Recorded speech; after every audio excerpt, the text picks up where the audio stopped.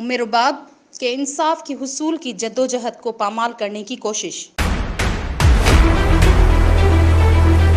مظلوم اگر حق کے لیے، انصاف کے لیے کوشش کرے تو اپنے بھی دشمن اس کی کوشش پر اس کے لیڈر بننے کے شوشے کیوں؟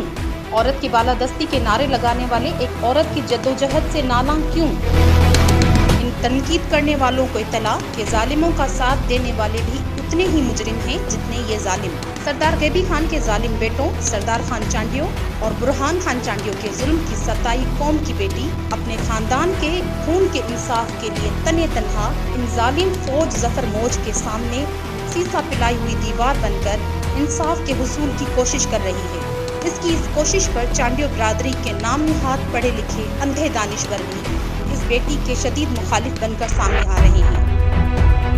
ان اندھے، بے ضمیر، ظالم اور چمچہ گیر لوگوں سے ایک سوال کہ اس بیٹی کی جگہ اپنی بیٹی کو رکھ کر سوچیں۔ بلاول بھٹو جیسی طاقتور شخصیت بھی ظالموں کے سامنے گھٹنے ٹیک دیے۔ بلاول بھٹو جو کہ خود شہیدوں کے خون کے صدقے لیڈر بنا ہے۔ سابق chief justice of Pakistan Saqib Nisar کی گاڑی کے آگے جا کر بھی اس نے اپنی فریاد سنائی، پر سابق چیف جسٹس آف پاکستان نے بھی جس طرح ڈیم کے فنڈ بٹورنے کے لیے اپنی صلاحیتیں استعمال کی اور اپنے منصب سے روگردانی کی، اسی طرح ان طاقتور ظالموں سے نجات دلانا تو دور کی بات، اس کیس پر بیان بھی جاری کرنے کی ہمت نہیں رکھتا تھا۔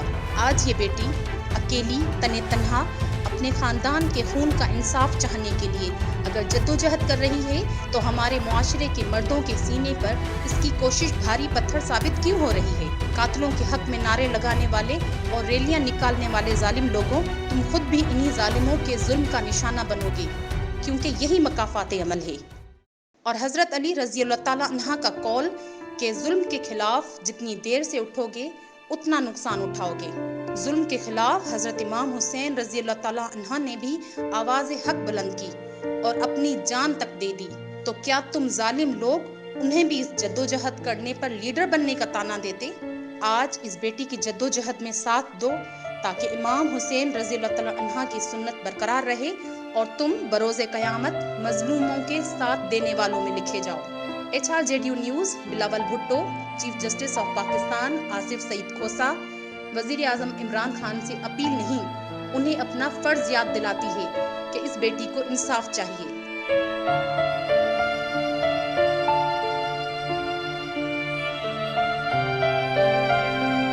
ارم ناز، HRJDU نیوز، حیدرآباد۔